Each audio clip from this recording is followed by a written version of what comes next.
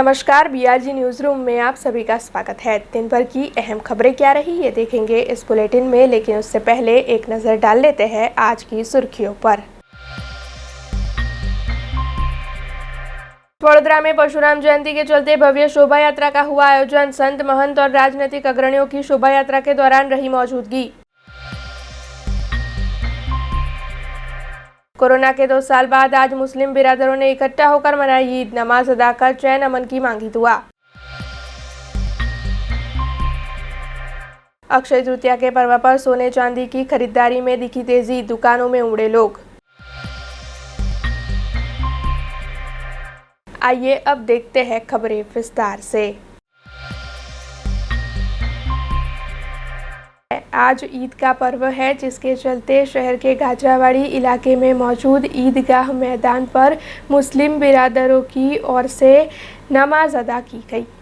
शहर के विभिन्न इलाकों में रहने वाले मुस्लिम समाज के लोगों की ओर से आज ईद का पर्व मनाया जा रहा है। ऐसे में गाजरावाड़ी में मौजूद ईदगाह मैदान पर ईद की नमाज अदा करने के लिए विशेष बंदोबस्त आज किया गया था। दरअसल इस दौरान पुलिस का कड़ा बंदोबस्त भी देखने मिला और पुलिस के कड़े बंदोबस्त के बीच इकट्ठा होकर मुस्लिम समाज के लोगों की ओर से नमाज अदा की गई। वैसे बीते 2 सालों से कोरोना की वजह से सब इकट्ठा होकर नमाज अदा नहीं कर पा रहे थे, लेकिन अब जब कोरोना का आंकड़ा ना के बराबर हो चुका है, तब सरकार की इजाज़त के बाद इस बार के ईद के पर्व पर मुस्लिम समाज के लोगों की ओर से इकट्ठा होकर नमाज अदा करते हुए देश के विकास की दुआ की गई।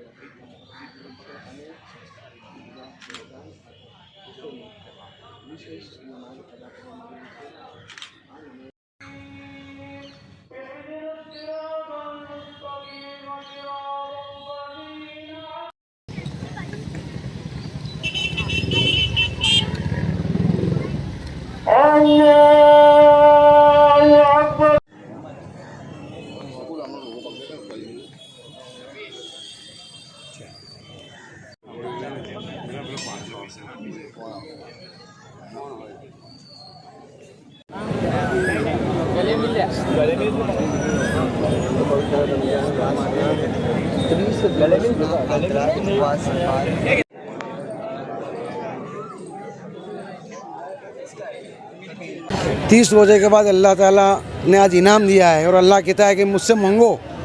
तो आज हमने अल्लाह से मांगा कि हमारे देश में भाईचारा, शांति, कौमी एकता और इखलास का वातावरण रहे, देश का डेवलपमेंट हो, देश में से आतंकवाद, त्रासवाद देश नाबूद हो, देश अखंड भारत रहे और देश ऐसे हिमालय की शिखरों पे चढ़े कि पूरी दुनिया में इस देश का नाम हो, हमारे देशवासियों का आरोग्य निरोगी रहे।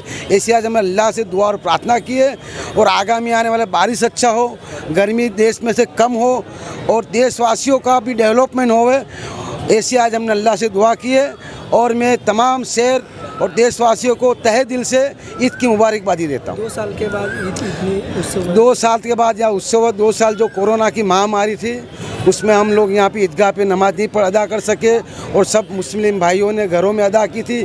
आज अल्लाह ने फिर से ईश्वर ने मौका दिया कि आप आओ और देश के लिए, देश के लोगों के लिए दुआ करो और मुझसे मांगो और आज अल्लाह ताला हमारी दुआ इंशाल्लाह कबूल करेगा, ऐसी मुझे विश्वास है। खतीब सैयद अमीरुल्लाह शुक्रुल्लाह આજે ઈદગાહ મસ્જિદમાં ઈદની નમાઝ પઢવામાં આવી છે, અદા કરવામાં આવી છે અને ઘણા વખતથી આ જાહેર નમાઝ અમે પઢી નહીં શક્યા, તેનો બદલ ખેદ પણ છે, દુઃખ પણ છે।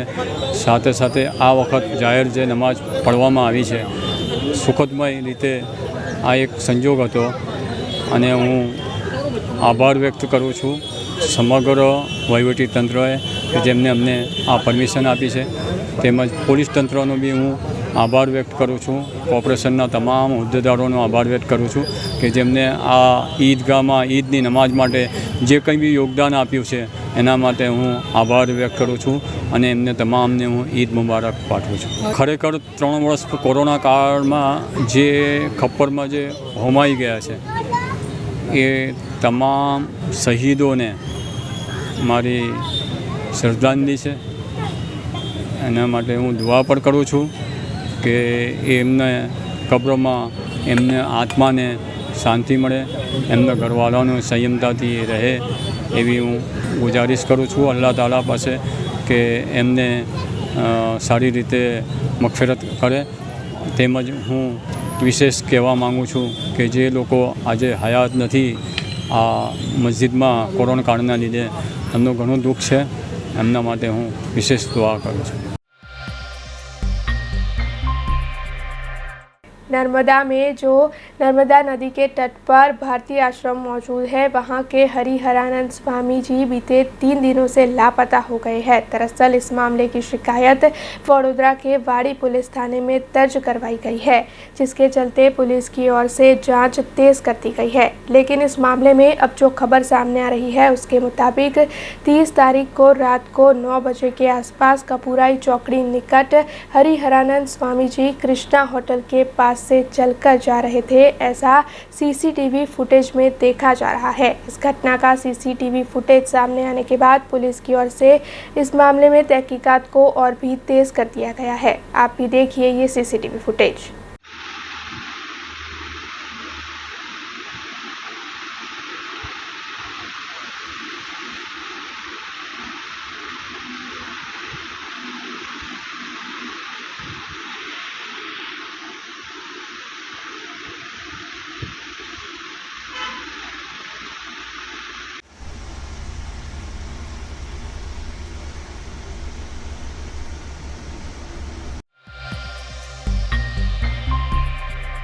ये खबर जूनागढ़ से सामने आ रही है, जहां पर भारतीय आश्रम के हरिहरानंद स्वामी बीते 2 दिनों से लापता हो गए हैं. दरअसल हरिधाम सोखड़ा मंदिर के विवाद के बाद गादी का एक और विवाद सामने आया है. बीते 2 दिनों से हरिहरानंद स्वामी के लापता होने के चलते वडोदरा के वाड़ी पुलिस थाने में उनके लापता होने की शिकायत दर्ज करवाई गई है और पुलिस की ओर से उन्हें ढूंढने की कवायद भी शुरू कर दी गई है.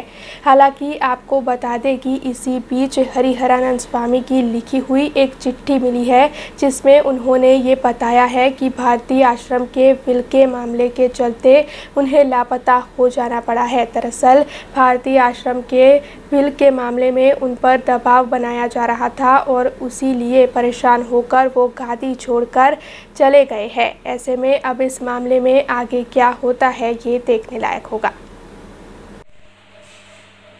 जूनागढ़ भवनाथ खाते आवेला भारतीय आश्रमना महामंडलेश्वर हरिहरानंद बापू 30 एप्रिलना वडोदरा खातेथी गुम थयानी घटना बहार आवी छे.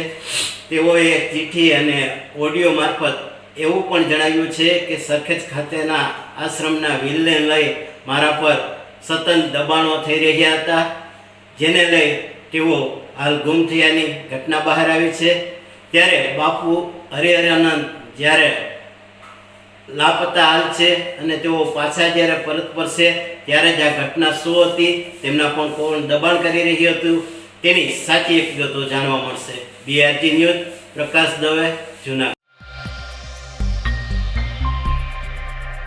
जूनागढ़ से ये खबर सामने आ रही है, जहां पर परशुराम जयंती की अगली शाम को शहर के राजमार्गों पर घुमाते हुए भव्य बाइक रैली का आयोजन परशुराम के युवाओं की ओर से करवाया गया था. दरअसल युवा कार्यकरों ने मिलकर ये भव्य बाइक रैली आयोजित की, जो जब शहर के मार्गों पर घूम रही थी तब मार्गों पर आने वाली महानुभावों की प्रतिमाओं पर कार्यकरों की ओर से पुष्पांजलि भी अर्पित की गई. इसके अलावा आपको ये भी बता दें कि इस भव्य बाइक रैली में बड़ी तादाद में ब्राह्मण समाज के लोग जुड़े.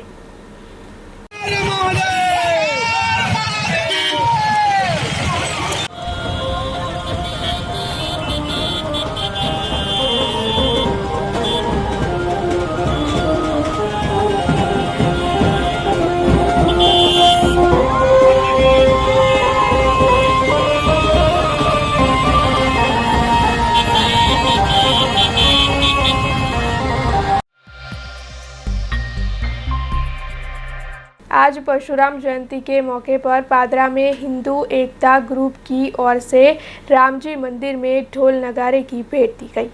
पादरा के हिंदू एकता ग्रुप की ओर से कई सेवाकीय कार्य किए जाते हैं। ऐसे में परशुराम जन्म जयंती के मौके पर रामजी मंदिर में ढोल नगारे की भेंट हिंदू एकता ग्रुप की ओर से दी गई। दरअसल पादरा में पहली बार रामनवमी पर ऐतिहासिक शोभा यात्रा निकली थी, जिसमें भक्तों की ओर से दान पेटी में काफ़ी दान दिया गया था। इसी दान का सही इस्तेमाल कर हिंदू एकता ग्रुप की ओर से पादरा के रामजी मंदिर में भेंट के तौर पर ढोल नगारा दिया गया। वैसे इस ढोल नगारे की पूजा अर्चना कर फिर रामजी भगवान की आरती की गई और अब से रामजी मंदिर में ढोल नगारा बजाकर 2 टाइम आरती की जाएगी।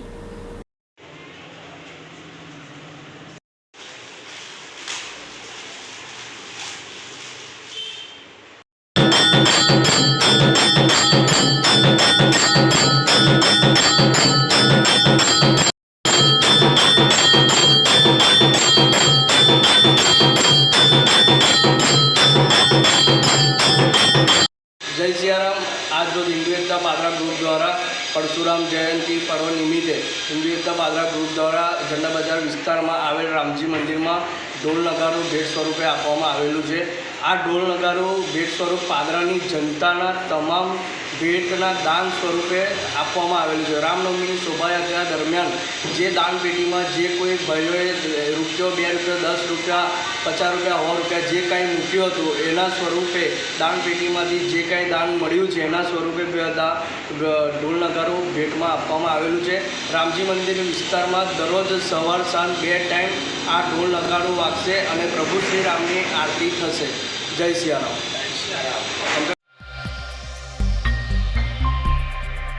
आज परशुराम जयंती है, जिसके चलते वडोदरा के पूर्व इलाके में परशुराम जयंती को मनाते हुए भव्य शोभा यात्रा का आयोजन करवाया गया है, जिसमें संत महंत समेत राजनैतिक अग्रणियों की उपस्थिति दर्ज की गई है। डभोई के विधायक शैलेश मेहता की अगुवाई में वर्ल्ड ब्राह्मण फेडरेशन और समस्त गुजरात ब्रह्म समाज की ओर से हर साल परशुराम जयंती के मौके पर भव्य शोभा यात्रा का आयोजन करवाया जाता है, जिसके चलते इस साल भी शहर के पूर्व इलाके में परशुराम जयंती की भव्य शोभा यात्रा का आयोजन करवाया गया। दरअसल इस शोभा यात्रा के तहत परम पूज्य 108 गोस्वामी ब्रजराज कुमार महाराज, हर्षद बापा विजेंद्रपुरी महाराज, परम पूज्य ज्योतिर्नाथ जी, गुजरात सरकार के मंत्री मनीषाबेन वकील, सांसद रंजनबेन भट्ट, मांजलपुर के विधायक और पूर्व मंत्री योगेश पटेल, मेयर केयूर रोकड़िया, शहर भाजपा प्रमुख डॉक्टर विजय शाह, महामंत्री सुनील सोलंकी, डिप्टी मेयर नंदाबेन जोशी, स्थायी समिति के चेयरमैन डॉक्टर हितेंद्र पटेल, वडोदरा शहर कांग्रेस प्रमुख ऋत्विक जोशी समेत भारतीय जनता पार्टी और कांग्रेस के काउंसिलर, ब्रह्म समाज के प्रमुख और कारोबारी सदस्य बड़ी तादाद में जुड़े। वैसे इस साल शोभा यात्रा में 700 से 800 महिलाएं साफे पहनकर 2 व्हीलर पर आगे जुड़ी, तो वहीं आदिवासी नृत्य और नासिक के ढोल ताशों की पेशकश भी इस दौरान की गई।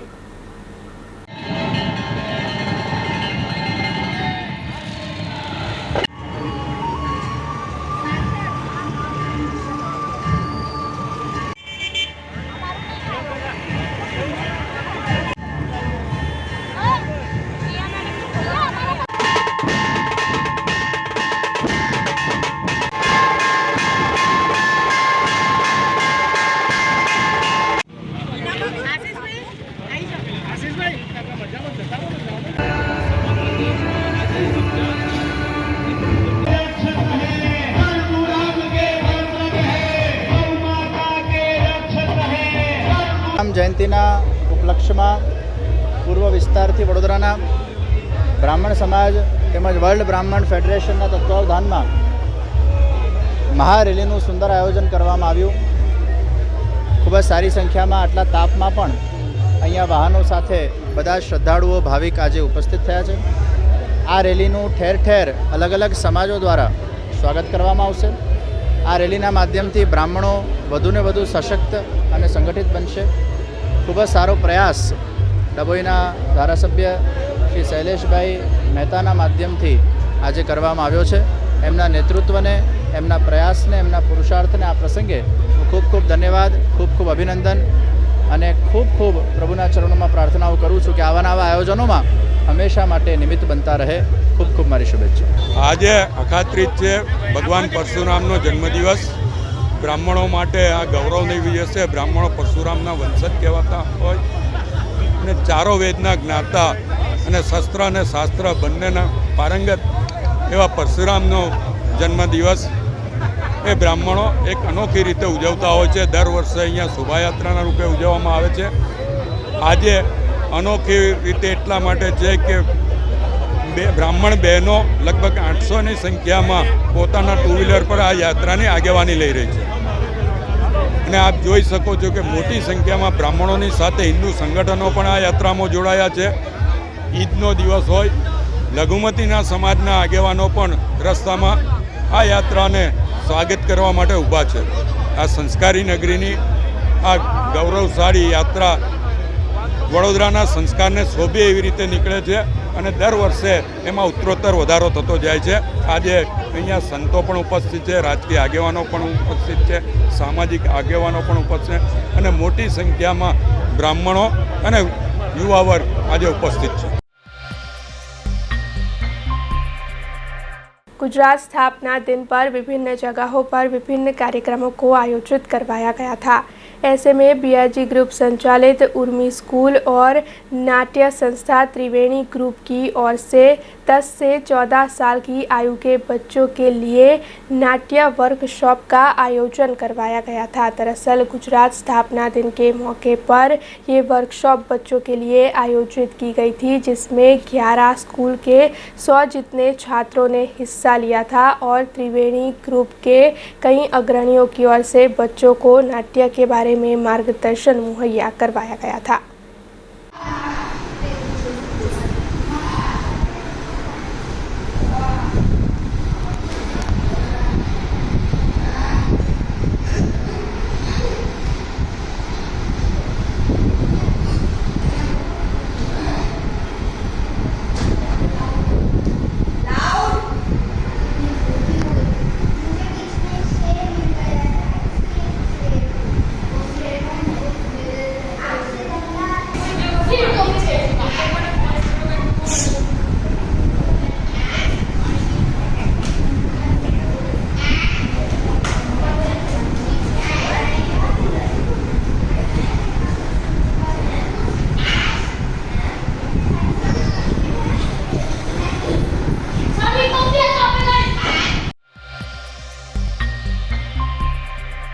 खबरों के बीच वक्त तो चला एक छोटे से ब्रेक का। ब्रेक के बाद फिर लौटेंगे कुछ और खबरों के साथ।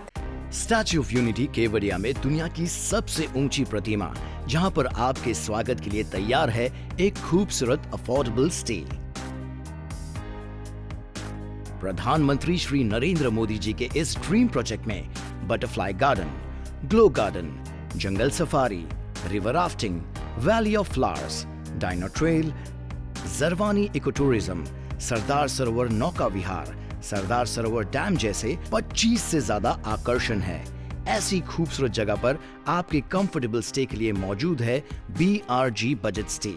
BRG बजट स्टे में आपको मिलेगा अफोर्डेबल लग्जूरियस स्टे, खाने पीने और रहने की बेस्ट फैसिलिटीज से सज्ज 150 रूम्स।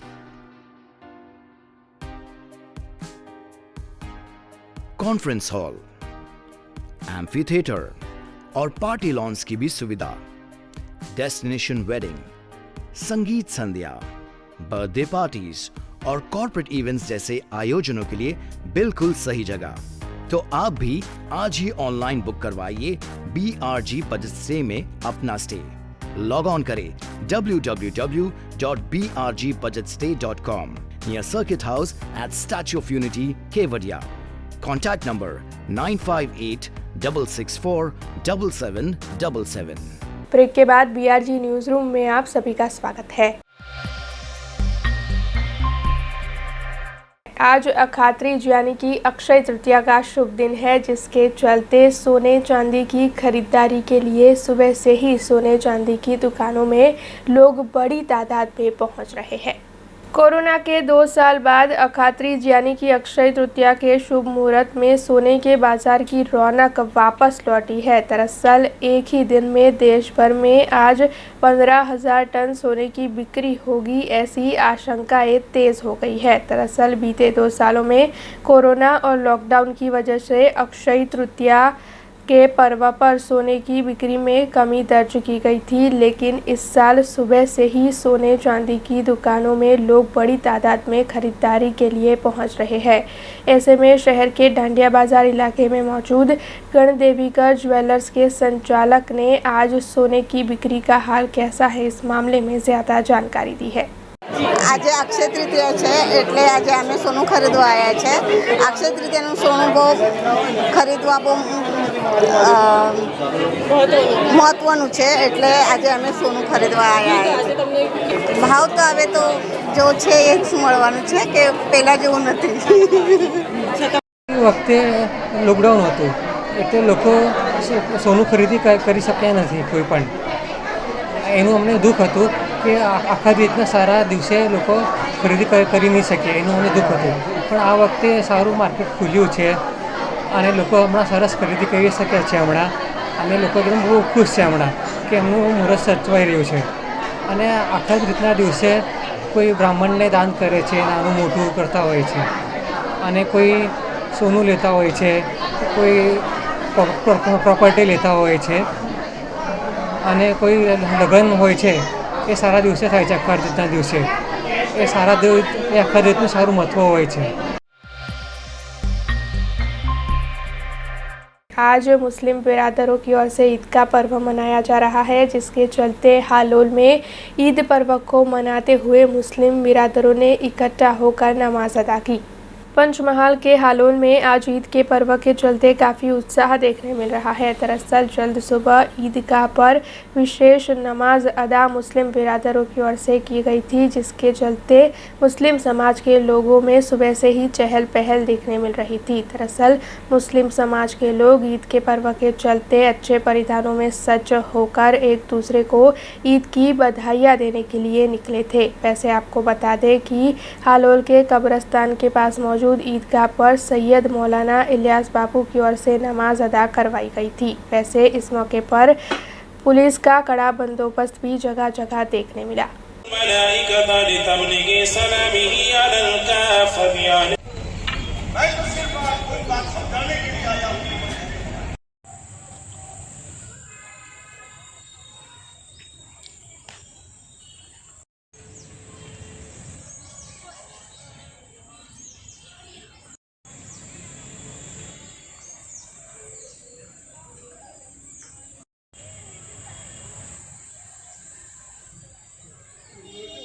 आज हालोल पावागढ़ रोड ईदगाह पर ईद उल फितर के मुबारक दिन 1 महीना के रोज़े के बाद सारे शहर के मुसलमान एक जगह पर जमा होकर ईद उल फितर की नमाज़ पढ़ी, दुआएं किया।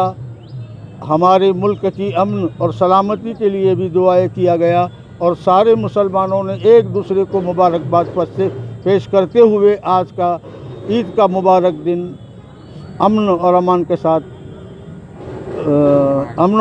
साथ पेश किया गया। कोरोना महामारी के 2 साल बाद इस साल ईद के पर्व के चलते तिलकवाड़ा नगर में मुस्लिम बिरादरों में काफ़ी उत्साह देखने मिला। पूरे हिंदुस्तान में आज मुस्लिम बिरादरों की ओर से रमज़ान ईद का पर्व मनाया जा रहा है, जिसके चलते तिलकवाड़ा नगर में भी काफ़ी उत्साह के साथ मुस्लिम बिरादरों ने ईद की नमाज अदा की और एक दूसरे को गले लगाकर पूरे विश्व में चैन अमन बना रहे, ऐसी दुआ करते हुए ईद का पर्व मनाया। अल्हम्दुलिल्लाह नर्मदा जिल्लाना तिलकवाड़ा तालुकाने अंदर તમામ મુસ્લિમી બિરાદરોએ રમઝાન માસમાં રોજા રાખી અને આજે હર્ષ ઉલ્લાસની સાથે ખૂબ આનંદપૂર્વક ઈદની ઉજવણી કરી અને આજે એ બધા ભેગા મળી અને એકબીજાને ઈદ મુબારક કર્યું અને 2 વર્ષ દરમિયાન જે કોરોના કાળ હતો એમાં ઈદની ઉજવણી હર્ષોલ્લાસ સાથે કરવામાં નથી આવી, ભેગા થયા ન હતા. એટલે આ વર્ષે ખૂબ જ આનંદપૂર્વક અને એમાં તિલકવાડા નગરમાં ખાસ કરીને બધા જ ઇસ્લામી બિરાદરોએ સાથે મળી અને એકબીજાને ઈદ મુબારક પાઠવ્યા અને ખૂબ આનંદ ઉલ્લાસની સાથે ઈદ मुबारक ईद मनावવામાં આવી. माजी सैनिक संगठन फाउंडेशन की ओर से आज सावली में सैनिकों के लिए सम्मेलन का आयोजन करवाया गया। सावली से ये खबर सामने आई है, जहां पर माजी सैनिक संगठन फाउंडेशन ने सैनिकों के लिए सम्मेलन का आयोजन किया, जिसमें तालुका के माजी सैनिक उपस्थित रहे और उन्हें फूलहार पहनाकर शुभकामनाएं देते हुए उनका स्वागत भी किया गया। वैसे इस सम्मेलन के तहत सैनिकों के अच्छे विकास के लिए विभिन्न मुद्दों पर चर्चाएं की गई। इसके अलावा सैनिकों के बच्चों को अच्छे से अच्छा अभ्यास मिले और सैनिकों को भी आने वाले वक्त में ज़्यादा लाभ मुहैया हो पाए, इन मुद्दों को लेकर भी इस सम्मेलन के तहत चर्चाएं हुई।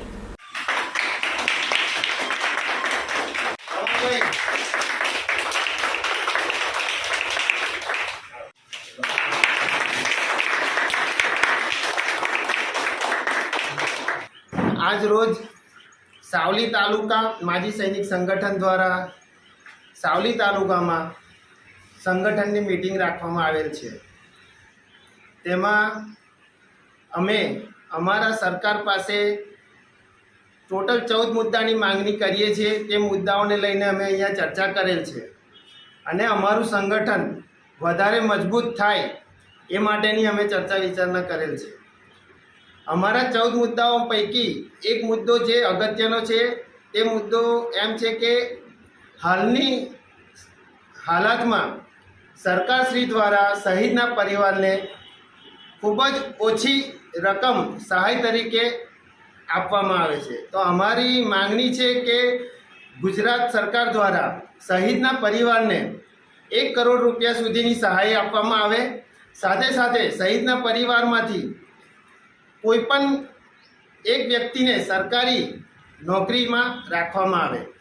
आ मांगनीनो मेन कारण ये छे कि आजे सरकारश्री द्वारा जो आ रकम 1 करोड़ सुधी आपवामां न आवे तो आगामी समय में जे देशना रक्षण माटे आपणे युवानोने भरती करवा मांगीए छे तो युवानोने प्रेरित करवा माटे आ रकम 1 करोड़ आपवी जरूरी छे। जो आ रकम सरकार घनी ओછી आपी रही है, जेना कारणे युवानोने पोताना परिवारनी सुरक्षा देखाती नहीं अने युवानो फौजमां भर्ती थवा माटे प्रेरित थई रह्या नथी। माटे अमे आ मुद्दानी साथे साथे बीजा 13 मुद्दाओनी पण मांगणी सरकारश्री द्वारा करीए छीए अने आगामी समयमां जून महीनामां अमे गांधी चिंध्या मार्गे गांधीनगरमां सरकार सामे खूब मोटी लड़त आपवानी तैयारी करी रह्या छे, जेमां अमोने मात्र ने मात्र माजी सैनिक अने एमना परिवार नहीं पण आम जनतानो सपोर्टनी भी जरूर छे। तो अमे माजी सैनिक सेवा फाउंडेशन तरफथी तमाम नागरिकोने नम्र विनंती करीए छीए कि अमारी आ लड़तमां आप सहभागी बनो अने अमारी लड़तने मजबूत बनाववा माटे अमने मददरूप बनो। पादरा के डभासा गांव से एक खबर सामने आई है, जहां पर एक युवा की लाश पाई गई है। दरअसल लूणा गांव में कंडक्टर के तौर पर कार्य करने वाले इस कंडक्टर की लाश डभासा गांव से बरामद हुई है। 1 हफ्ते पहले कंडक्टर के लापता होने के चलते ड्राइवर की ओर से पुलिस थाने में शिकायत दर्ज करवाई गई थी, जिसके बाद अब लाश बरामद होने के चलते पादरा पुलिस ने इस मामले में तहकीकात शुरू कर दी है। वैसे जो जानकारी मिल रही है उसके मुताबिक लाश डीकम्पोज हालत में मिली है। ऐसे में अब पादरा पुलिस की ओर से इस केस में आगे की जांच की जाएगी। गई तारीख 26/4/2022 रोज एक महाराष्ट्रનો વ્યક્તિ ગુમ થયેલો એક્ઝિમેટ કંપનીમાંથી અને એનું મગજ સાધારણ ફેલ થઈ ગયેલું હતું અને એની શોધખોળ ચાલતી હતી 28 તારીખથી। તે દરમિયાન આજે એની બોડી લુપિન ડભાસા ગામની સીમમાં લુપિન કંપની પાછળથી મળી આવી છે એવી હકીકત મળતા અમે સ્થળ ઉપર આવેલા છે અને બોડી એની સંપૂર્ણ ડીકમ્પોઝ થઈ ગયેલી છે અને જે એની સાથે આવેલા ભાઈ હતા વિલાસ બાપકર કરીને એને બોડી ઓળખી બધી। वो कारकेल बारामती के पास। और कहाँ पर लेके आए थे? वो एग्जीमेंट कंपनी लोना गांव से। फिर क्या हुआ? हाँ? फिर क्या हुआ? फिर अभी रात को खाना खाने के बाद पागल हुआ था, किधर भी कंपनी के अंदर घुस रहा है, किधर घुस रहा है, गेट के पास जा रहा है, वॉचमैन का भी झगड़ा कर रहा है। और फिर अभी क्या? अभी क्या हालत है? फिर कहाँ गया? वो क्या हम ढूंढ के उसका कंपनी के आदमी है ना, वो उसके मेरे साथ बहुत ढूंढाया। फिर अभी गांव से गाड़ी आया था, वो भी 2 दिन ढूंढ के गया कल। और अभी? हाँ? अभी? हाँ। अभी क्या कहाँ से मिला और क्या हालत है उसकी? वो उसका वो साहब को फोन आया था ना, मैं कंपनी में उधर ही बैठा था, वो लिखने का काम चल रहा है, वो साहब ने बोला इधर आओ, बाद में फोन। दाहोद से ये खबर सामने आ रही है, जहां पर जिला पुलिस अधीक्षक की अगुवाई में हेड कांस्टेबल जिनका हादसे में निधन हो गया, उन्हें श्रद्धांजलि देने के कार्यक्रम का आयोजन किया गया। दाहोद के पास जालोद पुलिस महकम में अपनी ड्यूटी निभाते हुए श्री मनोज कुमार अखलसी मालीवाड़ कांस्टेबल की कार और जीप के बीच में हादसा होने से उनकी मौत हो गई, जिसके चलते दाहोद जिला पुलिस अधीक्षक बलराम मीणा की अगुवाई में पुलिस विभाग के सभी उच्च अधिकारी और कर्मचारियों की ओर से जिला पुलिस हेडक्वार्टर दाहोद में उन्हें श्रद्धांजलि अर्पित करने के कार्यक्रम का आयोजन किया गया, जिसमें जिला पुलिस अधीक्षक समेत सभी पुलिस अधिकारी और कांस्टेबल उपस्थित रहे और पूरे स्टाफ की ओर से हेड कांस्टेबल मनोज कुमार मालीवाड़ को श्रद्धांजलि अर्पित करते हुए उन्हें याद किया गया। जूनागढ़ के भारतीय आश्रम के हरिहरानंद स्वामी बीते 3 दिनों से लापता है, जिसके चलते वाड़ी पुलिस थाने में उनके लापता होने की शिकायत दर्ज करवाई गई है और वाड़ी पुलिस की ओर से उन्हें ढूंढने की कवायद शुरू कर दी गई है। वैसे इस मामले में सीसीटीवी फुटेज भी सामने आए हैं, लेकिन एक और खबर इस वक्त सामने आ रही है, जिसके मुताबिक 30 अप्रैल रात को तकरीबन 45 मिनट तक हरिहरानंद स्वामी वडोदरा शहर में रुके थे और सेवक राकेश डोडिया से मिले थे। ऐसे में इस मामले को लेकर राकेश डोडिया की प्रतिक्रिया सामने आई है। सर घटना एवी हती कि गुरु महाराज अमदावाद गया था, अमदावादथी મને कॉल કર્યો કે મારે પ્રસાદી લેવાની છે, મારે દવા લેવાની છે, તો હું બરોડા આવું છું, તું ઘરે છે? મેં કીધું હું ઘરે છું। પછી બાપુએ કીધું, મેં કીધું બાપુ તમે ક્યાંથી નીકળ્યા છો? કે હું અમદાવાદથી નીકળ્યો છું। એટલે કે સારું। પછી મને કે તારા ઘરનું લોકેશન મોકલે, એટલે એમના બોડીગાર્ડના કે ડ્રાઈવર નંબરથી મને એમને કોલ કર્યો હતો। પછી મેં એનું લોકેશન મોકલ્યું સીધા। પછી મારી ઘરે કલાક સવા કલાકનું મને કીધું હતું, કલાક સવા કલાકમાં મારી ઘરે આવ્યા। પછી નીચે આવ્યા, પછી ગાડી એમની ફોર્ચ્યુનર ગાડી લઈને જ આવ્યા હતા મારી ઘરે। પછી એમના ગાડી પાછી જતી રહી હતી, ક્યાં ગઈ હતી મને ખબર નહોતી કે મને તારે ખાલી મૂકવા આવવાનું છે, એટલે આ ગાડી રવાના કરવાની છે। એટલે ભાઈ મને કંઈ ખબર હતી નહીં, એટલે મારી ઘરે પછી સેવા પૂજા જે કરી હતી બધું કરીને પ્રસાદી એમને લીધી। પ્રસાદી લઈને પછી મને કે કપૂરે ચોકડી તો મૂકી જા। તો બાપુ કઈ જગ્યાએ હું શું છે? તો બાપુ એમ કીધું કે મારે કાળુ ભગત ત્યાં જવાનું છે, ત્યાં પ્રોગ્રામ છે, એટલે કે માતાજીનું કોઈ પ્રોગ્રામ છે, એટલે મારે સ્મશાન છે ને આપણે કારેલી બાગ, ત્યાં કાળુ બાપુ ત્યાં જવાનું છે। પછી પ્રસાદી લઈને પછી મેં કીધું મને કપૂરે ચોકડીથી મૂકી જા। પછી હું અહીંથી કપૂરે ચોકડી ગયો, ને હનુમાનજી ડેરી છે ને, બાપુ મને કીધું, મને કે બેટા એ ગાડી ઊભી રાખ, અહીંથી હું જતો રહું છું। એટલે પછી મેં કીધું બાપુ કંઈ ગાડી દેખાતી નથી, તો તમે કહી દે। મને કે ના બેટા ગાડી આવી ગઈ, તારે હવે એવું છે નહીં, બરાબર? એટલે તું કે તું જતો રહે, હું મારી રીતે ગાડી આવી ગઈ છે, હું જતો રહું છું। છતાં હું ત્યાં ગાડી લઈને 5 મિનિટ ઊભો રહ્યો। બાપુ નથી ચાલતા ચાલતા કૃષ્ણા હોટલથી ગયા ને, ત્યાંથી મને જાળીમાંથી કીધું બેટા તું નીકળ અહીંથી। પછી હું મારી ત્યાંથી ટર્ન મારીશ તો હું ઘરે આવતો રહ્યો હતો। ઘરે આવી પછી ઘરે આવી ગયો। બીજા દિવસે મારી પર હું જ્યારે કલોલ જતો હતો, રસ્તામાં એમનો ફોન આવ્યો મારી ઉપર, સોમાનંદ ભારતી બાપુનો, કે બાપુ ક્યાં છે એમ। તો બાપુ તો મેં કીધું રાતે મને કીધું બાપુ પ્રસાદી લઈને પછી કાળુ ભગત ત્યાં જવાના હતા, ત્યાં નીકળી ગયા છે। મને કે ત્યાં બાપુ પહોંચ્યા નથી। તો ભાઈ મેં કીધું તો બાપુ વચ્ચે નથી, બાપુ ગયા ક્યાં? કે બાપુ પછી ખબર હોય સોમાનંદ ભારતી મને વાત કરી કે બાપુ આ રીતે મોબાઈલમાં અને આ રીતે રેકોર્ડિંગ કરીને ગયા છે ને, આ રીતે મિસિંગ છે એમ। ત્યારે પછી મને ખબર પડી, ત્યારે હું કલોલ મારી ગાડીનું વર્દીનું કરું છું। પછી હું રાતે હું 10 વાગે આવ્યો, એટલે પછી ત્યાં બધા મેં કલોલ અહીંયા કૃષ્ણા હોટેલે બધા ભેગા થયા। પછી ઇન્ક્વાયરી કરી, પછી મેં પોલીસ સ્ટેશનમાં કમ્પ્લેન કરી।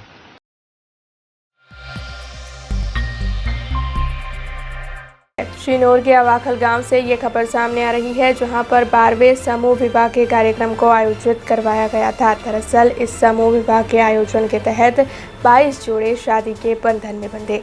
गरीब परिवारों के लिए शादी का खर्च काफ़ी महंगा होता है और उनके लिए शादी का खर्च कर पाना तकरीबन नामुमकिन होता है। ऐसे में शिनोर तालुका के वसावा समाज की ओर से समाज के लोगों को इस खर्च में से मुक्ति दिलवाने के आशय से हर साल अखात्रीज के यानी कि अक्षय तृतीया के शुभ दिन पर समूह विवाह का आयोजन करवाया जाता है। ऐसे में इस साल शिनोर के अवाखल गांव में 12वां समूह विवाह आयोजित करवाया गया, जिसमें 22 जोड़े शादी के बंधन में बंधे और इस मौके पर पूर्व विधायक सतीश भाई निशाड़िया की उपस्थिति भी दर्ज की गई। आज रोज शिनोर तालुका में हमारा आदिवासी समाजना 12માં સમૂહ લગ્નમાં આજે અવાખલ મુકામે જ્યારે યોજાય છે ત્યારે હું આ આદિવાસી સમાજના સૌ આગેવાનોને ખૂબ ખૂબ અભિનંદન પાઠવું છું, કેમ કે આ યુગની અંદર લોકો સમૂહ લગ્નની અંદર આવતા ખૂબ ખચકાતા હોય છે, પરંતુ આ તો 22 જેટલા જોડા ને આટલું સરસ જ્યારે આયોજન કર્યું છે આગેવાનોએ, ત્યારે આ સમાજના સૌ આગેવાનોને હું ખૂબ ખૂબ અભિનંદન પાઠવું છું અને આ સમાજને જ્યારે જ્યારે જે પણ જરૂર હશે ત્યારે હું આ સમાજ જોડે રહીને એમના કામની અંદર જોડાઈને એમને ખૂબ સારી રીતે આગળ જાય એવા તન મન ધનથી હું એમને યોગદાન પણ આપીશ અને આ સમાજ જે રીતે સમૂહ લગ્ન યોજે છે એ જ રીતે એમના આવનાર પેઢી માટે એજ્યુકેશન માટે પણ જ્યારે પણ કંઈક જરૂર હોય અને એમને આગળ જવું ભણવું હોય ત્યારે પણ એમના આગેવાનો જે કંઈક કહેશે એવું મદદ કરવા પણ હું તૈયાર છું, કારણ કે અત્યારના યુગની અંદર ખૂબ મહત્વ એજ્યુકેશનનું છે। જ્યારે આ સમાજ પણ ખૂબ આગળ એજ્યુકેશનમાં જાય અને સારી એવી નોકરીમાં આગળ આવીને આ સમાજ આગળ આવે એવા પ્રયત્ન કરવા જોઈએ ને હર હંમેશા હું આ સમાજ સાથે રહીને એમના તમામ કાર્યોની અંદર જોડે રહીને એમને સાથે રહી એમને મદદ કરીશ એવી ખાતરી પણ આપું છું। અવાખલ મુકામે વસાવા સમાજ દ્વારા 12મો સમૂહ લગ્નનું આયોજન કરવામાં આવ્યું હતું, જેમાં કુલ ટોટલ 22 જોડાએ ભાગ લીધો અને મેન હેતુ એ છે કે આદિવાસી સમાજ પીછળો વર્ગ હોય એની અંદર ખર્ચા ક્યાં ઓછા થાય, આદિવાસી કઈ રીતના આગળ વધે અને આદિવાસી કઈ રીતના ખર્ચા ઓછા કરે એના માટે સતત પ્રયત્નશીલ અમારા સિનોર તાલુકા વસાવા સમાજની પ્રમુખ શ્રી લલિતચંદ્ર વસાવા તેમજ આખી સમગ્ર ટીમ આમાં જબરજસ્ત કામે લાગી ગઈ અને આ 12મો સમૂહ લગ્ન એટલો જુસ્સભર ઉજવવામાં આવ્યો કે આખા વસાવા સમાજની પ્રેરણા મળી કે ખરેખર સમાજના ખર્ચા ઓછા કરવા અને સમાજને કઈને સરળ પડે એ રીતનું આયોજન હતું। આવતા વર્ષે પણ અમે વસાવા સમાજનું આયોજન કર્યું છે અને જેને જેને જોડાવાનું હોય તો બધાને આજે અમે કહી દીધું છે કે ભાઈ આવતા વર્ષે પણ અખાત્રીના દિવસે અહીંયા કરવાના જ છે, તો સૌ આદિવાસી માટે અમારા કાર્યકરો ખૂબ મહેનત કરી છે। એ પ્રસંગે અમે તમને આમંત્રિત કરીએ છીએ બધા લોકોને અને કે દર વર્ષે આ સમૂહ લગ્નમાં જોડાય એવી સૌને વિનંતી કરવામાં આવે છે। सादली के मदीना मस्जिद में आज ईद के पर्व के चलते मुस्लिम बिरादरों की ओर से इकट्ठा होकर नमाज अदा की गई। पूरे देश में आज ईद का पर्व धामधूम से मनाया जा रहा है। ऐसे में मुस्लिम समाज की ओर से ईद के पर्व के चलते इकट्ठा होकर कोरोना के 2 सालों के बाद नमाज भी अदा की जा रही है। सादली के मदीना मस्जिद में भी मुस्लिम बिरादरों की ओर से इकट्ठा होकर ईद की नमाज अदा की गई और साथ ही एक दूसरे से गले मिल ईद की शुभकामनाएं भी दी गई। तो वहीं आपको ये भी बता दें कि मदीना मस्जिद के पेशई में मौलाना अय्यूब कादरी की ओर से ईद की नमाज पढ़ाई गई थी और पूरे देश में एकता और अखंडता बरकरार रहे, इसी दुआ के साथ मुस्लिम बिरादरों ने आज नमाज अदा की।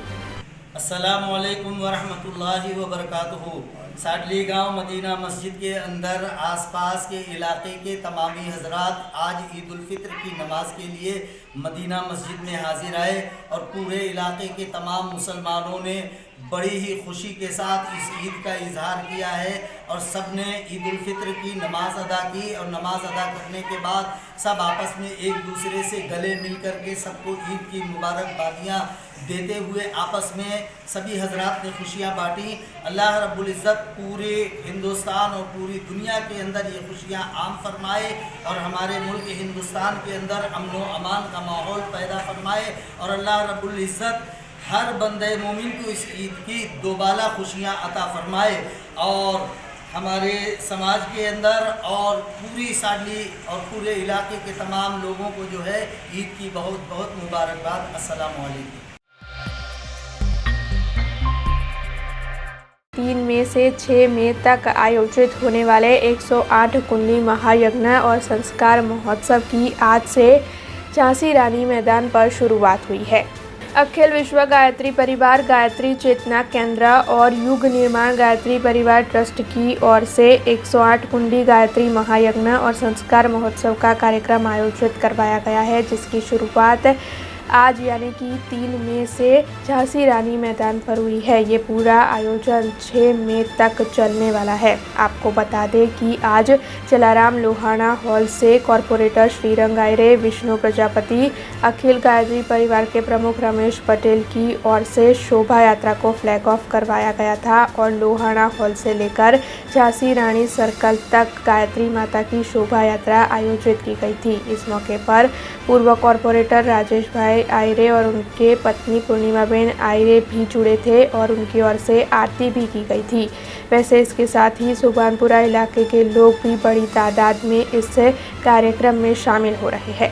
हरिद्वार द्वारा 108 गायत्री कुंडનો જે મહાયજ્ઞ રાખવામાં આવ્યો છે તે આ તમામ ગાયત્રી પરિવારને ખૂબ ખૂબ આભાર માનીએ છે કે જે સુભાનપુરા વિસ્તારમાં સૌ પ્રથમ વખત આટલો ભવ્ય યજ્ઞ થવા જઈ રહ્યો છે ત્યારે આજના દિવસે યાત્રા સ્વરૂપે ઈલોરા પાર્કથી નીકળીને ઝાંસી રાની સર્કલ સુધીને આ યાત્રા જવાની છે।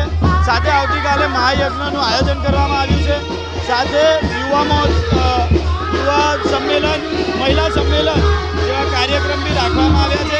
એટલે આ યજ્ઞની અંદર વડોદરાના સૌ નગરજનો જોડાય તે એકમાત્ર અમારી અપીલ છે કે જે ગાયત્રી પરિવાર સમગ્ર હિન્દુ પરિવાર તરીકે સૌને જોડવાનું કાર્ય કરે છે ત્યારે આજના દિવસે આ કાર્યક્રમ કર્યો છે તે બદલ ગાયત્રી પરિવારનો ખૂબ ખૂબ આભાર માનું। આજે 108 કુંડી મહાયજ્ઞ વડોદરા ખાતે રાખવામાં આવેલ છે। અખિલ વિશ્વ ગાયત્રી પરિવાર તરફથી આજે તેની શોભાયાત્રા રાખવામાં આવી છે।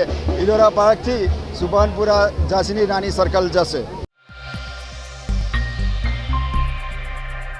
Test of Vadodara food festival corona महामारी के 2 साल बाद फिर एक बार वडोदरा शहर में आयोजित होने जा रहा है। दरअसल 6 मई से इस फूड फेस्टिवल की शुरुआत हो रही है, जिसे लेकर आज पत्रकार परिषद का आयोजन किया गया था। Taste of Vadodara food festival का आयोजन वडोदरा शहर में 2 बार हुआ था और दोनों ही बार इस फूड फेस्टिवल को काफ़ी सफलता प्राप्त हुई थी। हालांकि कोरोना महामारी के 2 सालों तक ये फूड फेस्टिवल आयोजित नहीं हो पाया था, लेकिन 2 सालों बाद अब आखिरकार फिर एक बार इस फूड फेस्टिवल का आयोजन होने वाला है। 6 मई से taste of Vadodara food festival का आयोजन फिर एक बार गोत्री इलाके में होगा और इस फूड फेस्टिवल की शुरुआत के पहले ही दिन मशहूर म्यूज़िक कंपोज़र सचेत परंपरा की मौजूदगी रहेगी। इसके अलावा 14 मई को मशहूर गीतकार दर्शन रावल भी इस फूड फेस्टिवल के दौरान उपस्थित रहेंगे। तो वहीं 27 मई के दिन गरबा गायक अतुल पुरोहित के कंठ में गरबा का भी आयोजन किया गया है, जिसे लेकर आज पत्रकार परिषद आयोजित हुई थी और फूड फेस्टिवल के संचालक की ओर से इस मामले में ज़्यादा जानकारी दी गई। આ વખતે અમને જ્યારથી અમે લોન્ચ કર્યું તો એટલો સારો અમને રિસ્પોન્સ માર્કેટમાંથી મળી રહ્યો છે, બિકોઝ કોવિડમાં લાસ્ટ 2 વર્ષથી કંઈ એવું હેપનિંગ બરોડામાં થયું જ નથી, એટલે લોકો બોર પણ થઈ ગયા છે અને અમે પણ એક સારી ક્વોલિટીની ઇવેન્ટ કરવા જઈ રહ્યા છે, જેમાં સાચેત પરંપરા, દર્શન રાવલ, આપણા અતુલ દાદા, એવી ઘણી બધી એવી સારી ડીજે નાઇટ્સ છે, એવી ઇવેન્ટ કરવા અમે જઈ રહ્યા છે। પ્લસ જે લાસ્ટ યર 2 સિઝન અમે સક્સેસફુલ કરી, એવી રીતે આ વખતે અમે એના કરતાં ઘણું ઉપર રીતના ફોટોબૂથ્સ અમે લોકોએ ડિઝાઇન કર્યા છે, જે લોકોને મજા આવી જશે। આ વખતે લોકો બહુ એન્જોય કરી શકશે ઇવેન્ટને। 30 ફૂડ સ્ટોલ્સ અમે રાખ્યા છે અને ઘણી બધી જાતના મલ્ટી ક્યુઝિન્સ ફૂડ્સ આપણે અંદર રાખ્યા છે, એમાં દરેક લોકોને अलग વેરાયટીઝ આપણને બધાને જોવા મળશે। સારી ક્વોલિટીમાં બી અમે લોકો ક્વોલિટી વગર અમે ફૂડ અલાઉ બી નથી કરતા, સારી ક્વોલિટીનું હાઇજેનિક ફૂડ અમે લોકો બધાને પ્રોવાઈડ કરાવીએ છીએ। કિંગમાં એવું છે કે અમારા સ્પોન્સર છે ક્વિક સેફ એપ્લિકેશન કરીને છે, એ અમારા ઓનલાઈન ટિકિટિંગ પાર્ટનર છે. એ ઓનલાઈન એપ્લિકેશન લોડ કરવાથી એમને એક 200 રૂપિયાની ફૂડ કૂપનનો ફાયદો મળે છે. એટલે કે 200 રૂપિયાની સામે 200 રૂપિયાની ફૂડ કૂપન અમે સામે ફ્રીમાં આપી દઈએ છીએ. તો લોકોને બી એક ફાયદો રહે અને લોકોને ઇવેન્ટમાં બી ઘણી મજા આવશે. અને ક્વિક સેફ એ ઇટસેલ્ફ એક સારી પ્રોડક્ટ, એમની ઘણી બધી પ્રોડક્ટ્સ એ લોકો લોન્ચ કરવા જઈ રહ્યા છે. એક થોડોક અગેન તમને ઇન્ટ્રોડક્શન આપું કે હું ઇવેન્ટ ઇન્ડસ્ટ્રીઝ અને સાઉન્ડ લાઇટ હાયરિંગ બિઝનેસ, જે કોઈ બી ઇવેન્ટ માટે બહુ મેઇન પાર્ટ છે, એમાં હું 33 યર્સથી જોડાયેલો છું. મારો પોતાનો એ લેવલનો એક બિઝનેસ છે. મારી પાસે હું આ ઇવેન્ટમાં જોડાયો છું અને સાઉન્ડ સેટઅપ બી મારી પાસે અહીં જે અમે લોકો લગાડી રહ્યા છે એ DNB ઓડિયો ટેકનિક જર્મનની છે, જે ગુજરાતમાં ઓરિજિનલ સેટઅપ ફક્ત અને ફક્ત મારી પાસે છે.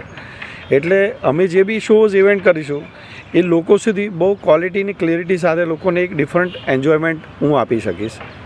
અને એક અમારા મિત્રએ એઝ અ પાર્ટનર મારી પર ટ્રસ્ટ કર્યો, થેન્ક્સ એ બદલ. અને અમે જે 2 જણ મળીને એક પૂરો પ્રયત્ન કરીએ છીએ કે ભાઈ એક ડિફરન્ટ લેવલ પર આ ઇવેન્ટને લઈ જઈએ, એક પ્રોફેશનલ લેવલ હજી આના ઉપર લઈ જઈએ. આના પહેલાં જે સપનભાઈએ શરૂઆત કરી હતી એ ખરેખર બહુ સારી શરૂઆત હતી. એક સારા વિચાર સાથે જે શરૂઆત કરી, વચ્ચે બ્રેક પછી હવે આને અમે લોકો આગળ એને વધારીશું પૂરું સક્સેસફુલી. ટેકનિકલી અમે આ ઇવેન્ટને પ્રોપરલી અને હાઈલી ક્વોલિટીમાં લઈ જઈ રહ્યા છે. સાઉન્ડ કહો, લાઇટ સેટઅપ કહો, SFX કહો, આર્ટિસ્ટનું જે બી રિક્વાયરમેન્ટ હોય એ સારી રીતે અમે પૂરી પાડીશું અને લોકોને એન્જોયમેન્ટ આપીશું. 2 વર્ષનો બ્રેક હતો, હવે ક્રાઉડ કઈ રીતે આવશે હજી કોઈ અપેક્ષાઓ એવી છે નહીં, પણ વધુ પડતો ક્રાઉડ આવે તો કેવી રીતે તમે એને મેનેજ કરો? ગ્રાઉન્ડની કેપેસિટી સ્ટેન્ડિંગ પોઝિશનમાં જોવા જઈએ તો લગભગ 8000 જેટલી તો છે. એટલે અમને એવું એક્સપેક્ટેશન ડે ફર્સ્ટથી છે કે જે અમે વિચારીએ છીએ કદાચ એના કરતાં સારો રિસ્પોન્સ મળે, ઓવરક્રાઉડ થાય. ત્યારે અમે એકચ્યુઅલી કોઈ લાલચ લોભ છોડીને જે લોકો અંદર એન્જોય કરવા આવ્યા છે એમને તકલીફ ન મળે, એટલે બાય રિક્વેસ્ટ જે ક્રાઉડ આવે છે એમને રિક્વેસ્ટફુલી, અમારી મજબૂરી હશે કારણ કે એક જગ્યાને લીધે અમારી એક બાઉન્ડ્રી બંધાઈ જાય છે કે અમારી લાલચને લઈને કોઈને તકલીફ પડે ને TOVનું નામ ખરાબ થાય, એ અમારો ફર્સ્ટ પ્રાયોરિટી છે. એટલે રિક્વેસ્ટ કરીશું કે નેક્સ્ટ ટાઈમ એમને એક્સપિરિયન્સ મળે જે વહેલા તે પહેલાં એ ધોરણે. ગુડ ઇવનિંગ એવરીબડી, મારું નામ શિવાંગ મહેતા છે. હું ક્વિક શેફ યપ્પી ફૂડ્સનો એઝ અ COO છું. અને આ વર્ષે અમે લોકોએ TOV સાથે એક સરસ મજાનું એક બહુ સારું એક બુકિંગ પાર્ટનર તરીકેનું એક એમની સાથે એસોસિએશન કર્યું છે કે જેમાં જનતાને, પબ્લિકને 200 રૂપિયાની ટિકિટ લઈ અને 200 રૂપિયાનું ફૂડ આપણે ફ્રી આપી રહ્યા છે. એટલે એમ કહેવાય કે ભાઈ it is a free entry which is a બહુ મોટો એક USP થઈ જશે. અને એઝ વી નો કે ઓફલાઈન બુકિંગની લાઈન ને આ બધાના પ્રોબ્લેમ્સથી આપણે જે ઓનલાઈન બુકિંગ કરીશું તો વિલ ગેટ અ મોર એનું એ પણ મળશે આપણને સારું એવું. Quick chef is basically we are into manufacturing of frozen foods and ready to it products કે જેને તમે પોતે બી ઘરે 10 મિનિટમાં ગરમ કરીને બનાવીને ખાઈ શકો છો. એની માટે કોઈ કૂક કે કોઈ એવા સ્પેસિફિક શેફની જરૂર નથી હોતી તમને. So basically it is a QSR, quick service રેસ્ટોરન્ટમાં છે અમે. અને અત્યારે અમારા પોતાના 10 આઉટલેટ છે ગુજરાત અને મહારાષ્ટ્રમાં થઈને. અને આવતા 1 મહિનામાં we are coming up with another 50 outlets in Gujarat. अब खबरों से लगातार अपडेट रहना हुआ आसान. BRG न्यूज आपके मोबाइल स्क्रीन पर. आज ही BRG न्यूज की mobile app Google Play Store और ऐप स्टोर से डाउनलोड करें और खबरों से लगातार जुड़े रहें.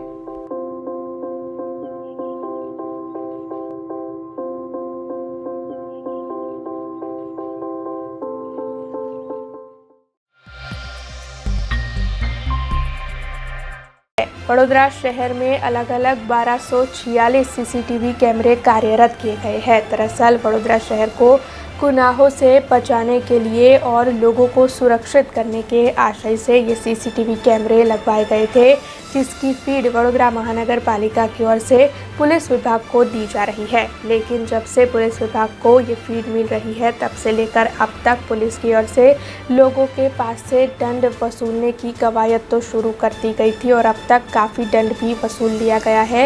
लेकिन अभी तक गुनाहों को रोकने में पुलिस असमर्थ रही है. इसके अलावा ट्रैफिक की समस्या भी ज्यों की त्यों है.